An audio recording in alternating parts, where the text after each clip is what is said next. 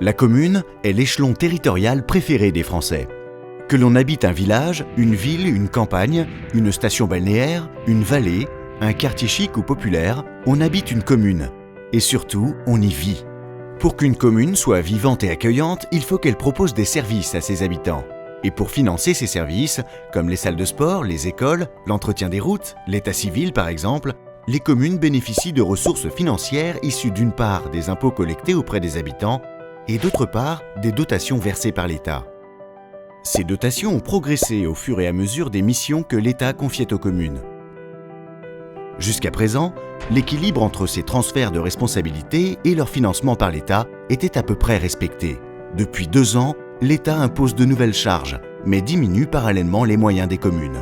C'est le cas avec la réforme des rythmes scolaires de 2013 qui a engendré pour la plupart des communes des dépenses supplémentaires importantes avec la nécessité de recruter du personnel pour encadrer les temps d'activité périscolaire.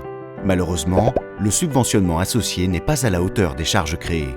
C'est également le cas avec le transfert vers les communes de l'instruction des permis de construire, qui auparavant était réalisée gratuitement par les services de l'État. Les communes et intercommunalités sont conscientes de leur nécessaire contribution aux réductions des dépenses publiques. Mais les maires de France, qui gèrent en bon père de famille le budget de leur commune, ne souhaitent pas être les seuls à participer à l'effort. La baisse des dotations de l'État vers les collectivités locales, annoncée jusqu'en 2017, est difficile à assumer telle qu'envisagée pour la majorité des communes de France. Faut-il en arriver à des situations extrêmes en réduisant le nombre de piscines, de centres de loisirs, d'écoles, de restaurants scolaires, parce que l'on ne pourra plus assumer l'entretien ou les salaires des employés? Ce sont 30% des dotations de l'État qui vont disparaître dans les prochaines années.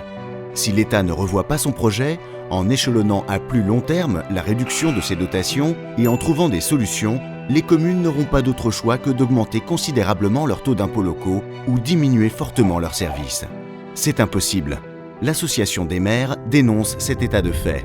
Elle est d'accord pour inviter les communes et les intercommunalités à poursuivre les efforts, mais souhaite une collaboration réaliste avec l'État, afin d'éviter aux communes, aux intercommunalités de France et aux habitants d'être les victimes d'un changement radical qui s'annonce dès maintenant.